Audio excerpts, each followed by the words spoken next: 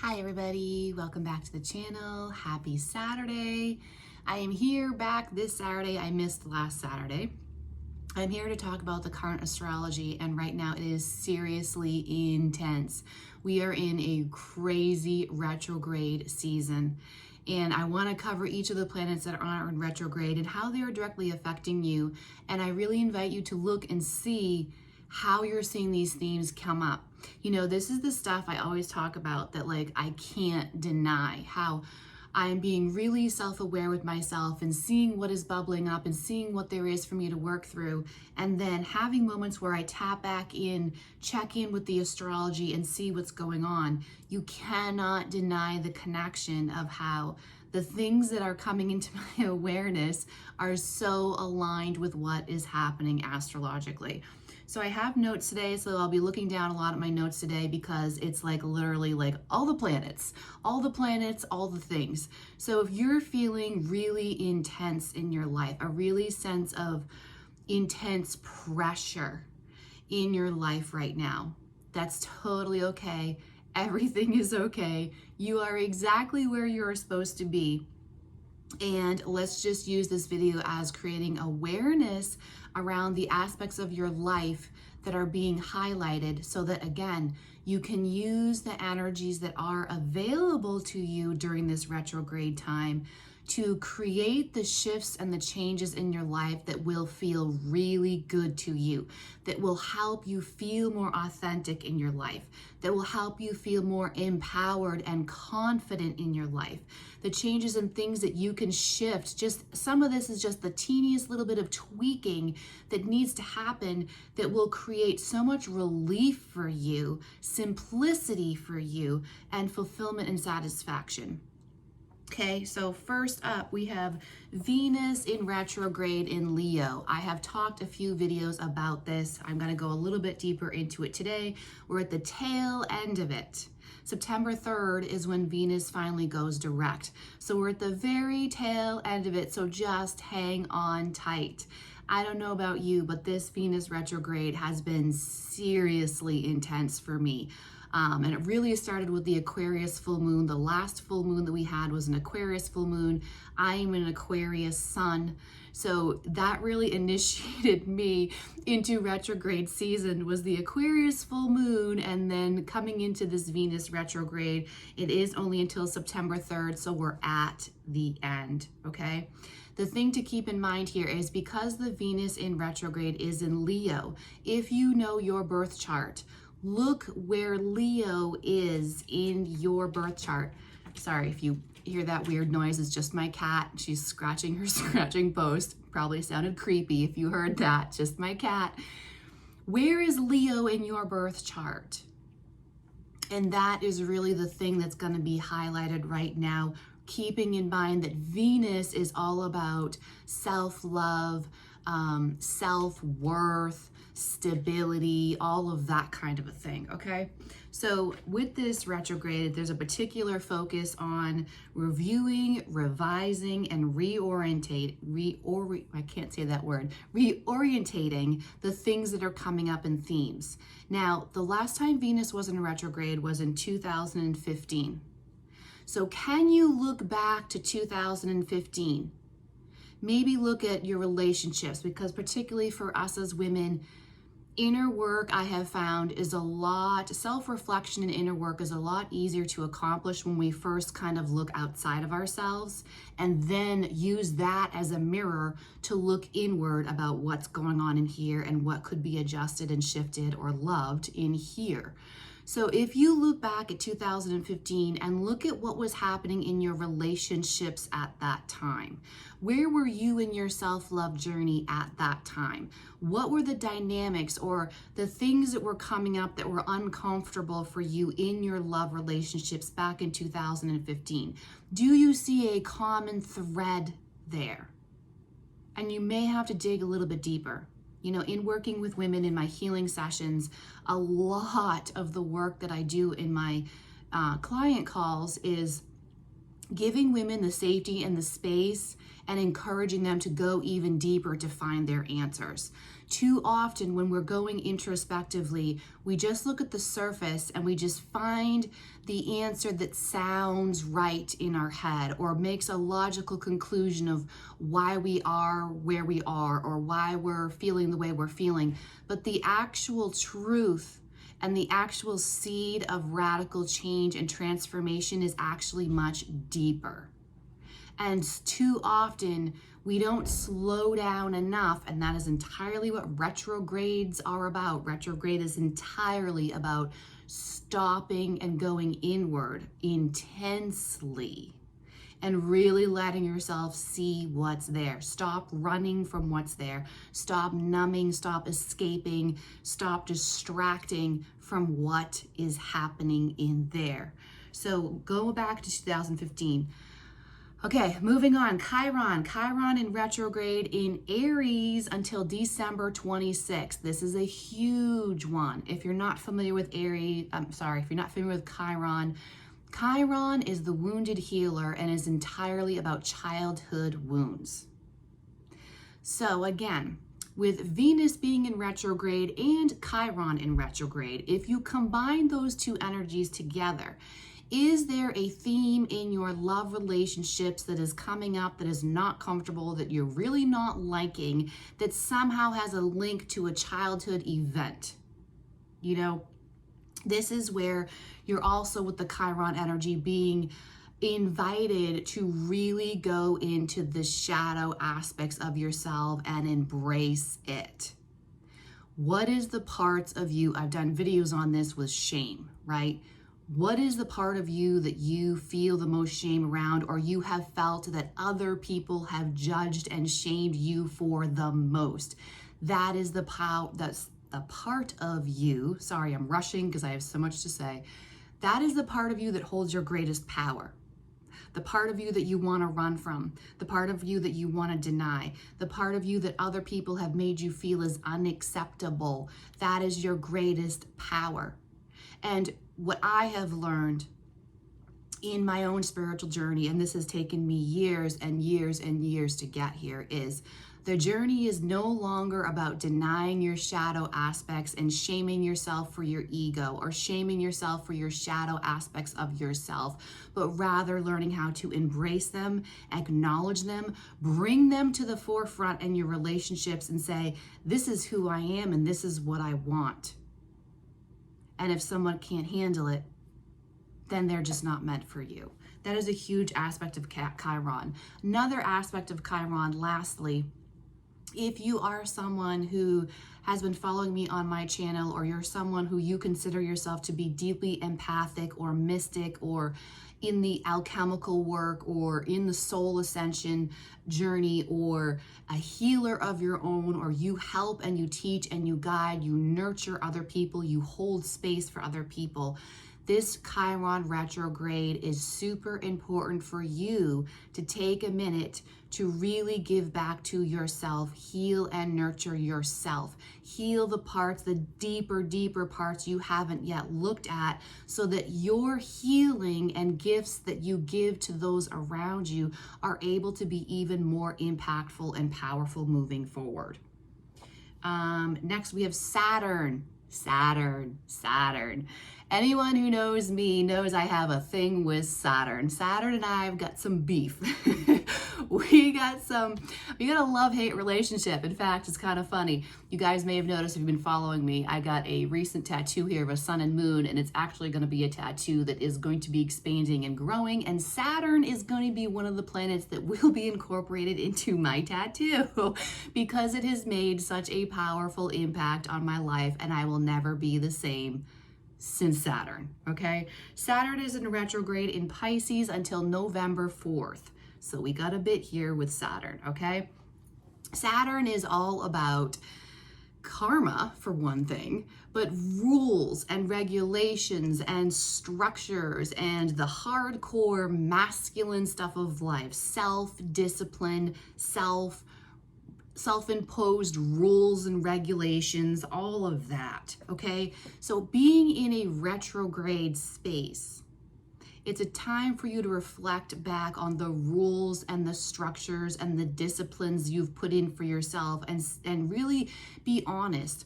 Are they working for me or are they not? Have I grown and I need to kind of release some of these rules, because rules really are limiting. You know, anything in the masculine structure is limiting. And it needs to be on one aspect. As I say, anything can be shadow or light aspect. So the masculine, of course, we need some sort of structure to get anything done.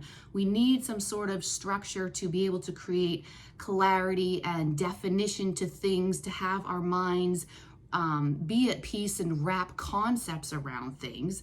But at the same time, that limits things. If something is labeled as one thing, then we're therefore saying it can't be the opposite.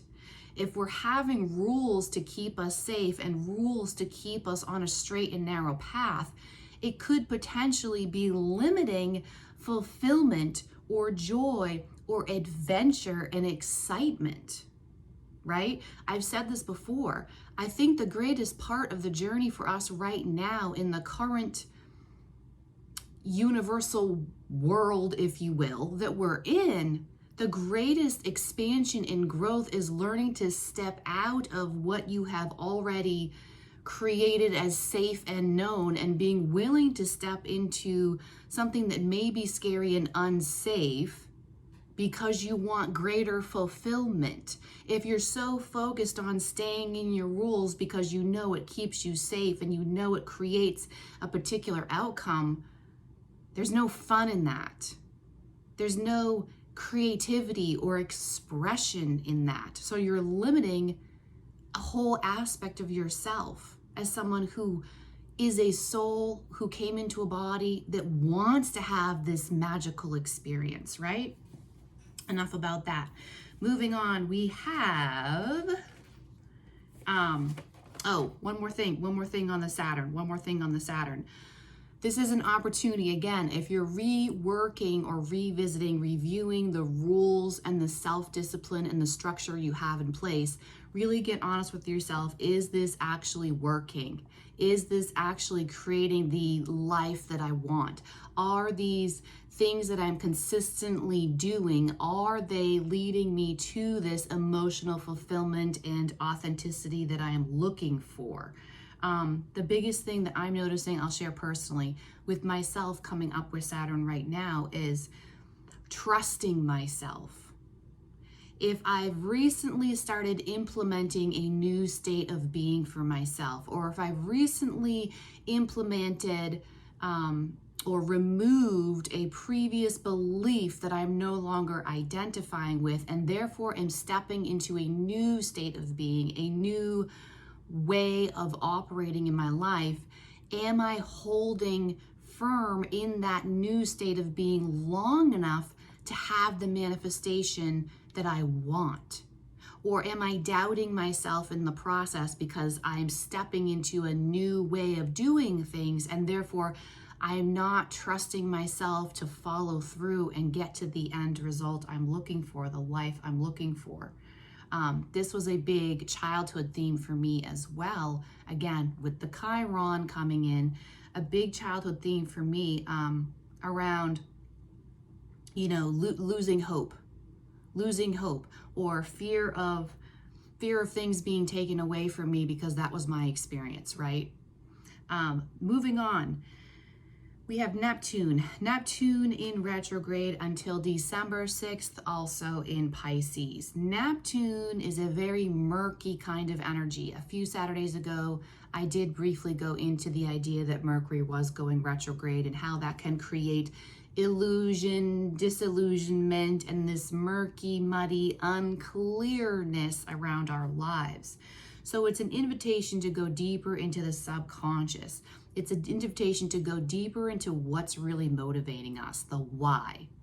Why am I doing what I'm doing? Why am I staying in this work environment? Why am I staying in this relationship? Why am I putting my energy and my attention into this particular thing, hoping that it will make something happen? Why am I doing and investing my energy, my time, my resources into what I am investing it into? Is this really aligned with the bigger picture goal of how I want my life to feel or not? You know, dreams, the watching your dreams and subconscious thoughts is a big theme around that.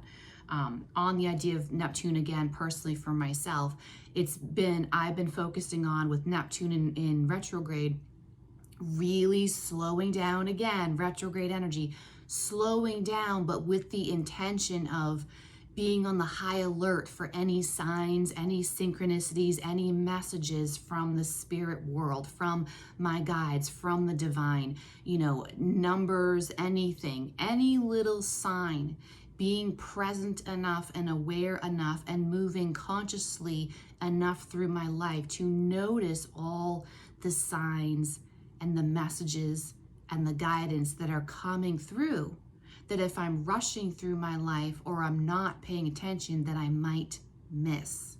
Because lately, I don't know about you, but lately, the signs and the synchronicities and the messages and the coincidences have been out of control lately, right? And that is that Neptunian energy.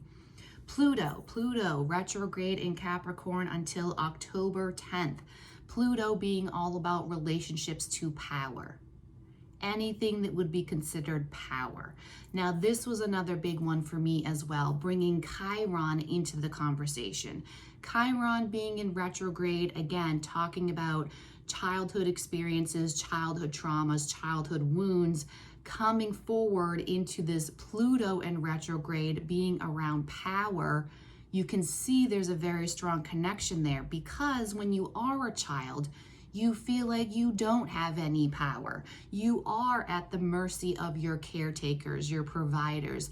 They make all the rules and the decisions for you.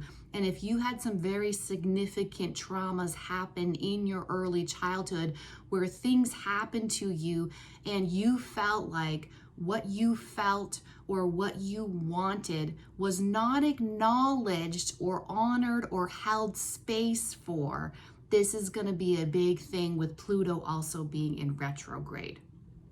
If you had a childhood experience where your life radically shifted or some family structure completely disintegrated, there is so much complex trauma, CPTSD, that can develop from a childhood where, yes, something devastating happened to the family structure, but the second part that is not acknowledged enough in trauma is, how did your environment, your caretakers, respond to your emotional needs being the child in the midst of a family trauma event, such as a death or a divorce or some breaking apart of your family structure?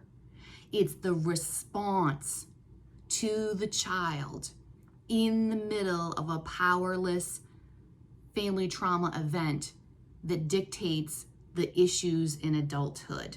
And that is not acknowledged enough. And anything around that, feeling powerless, not feeling seen or heard, or your feelings being respected or even acknowledged, that's going to come out right here, right now. So questions: where am I giving my power away? Where do I feel powerless? Where do I feel dominated? Where do I feel like decisions are being made for me and I don't have a say in them? After you've reviewed that, next steps to look at is, what then do I need to completely burn to the ground? I love fire, so I use that. Some people say blow up. What do I need to blow up? No, for me, it's fire. What do I need to burn to the ground to take back my power so that I do not feel powerless? Moving on, we're almost there. Mercury in retrograde. This is actually just started on the 23rd, right? It started on the 23rd. It goes until, I forgot to write it down, I believe it's September 14th, 15th, mid-September, something like that. Mercury retrograde. This obviously is the most common one that people know, talking about Mercury retrogrades, but more specifically, it is retrograde in the sign of Virgo. So the big highlight here is honesty and consistency. It's about making sure the details of your communication are correct and true and honest, because in this time frame, if your communication is lacking details of consistency and honesty, the other person on the receiving end of the communication is going to be in a very highly possible space of distrusting you. Communication being honest, clear, consistent, reliable, responsible is necessary for trust in any level relationship partnerships, whether this be at work or on a personal level. And if mistakes are made in lack of consistency or communication not happening appropriately, the big thing here is that to recover from this, the focus must be again on rebuilding trust. And how do we rebuild trust? Owning our mistakes, being honest about our mistakes, and quickly implementing something that creates that consistency, reliability, and honesty, again, moving forward to then build the trust. Don't try to hide your mistakes. Uranus in Taurus retrograde until January 26th. Taurus is all about safety and stability, right?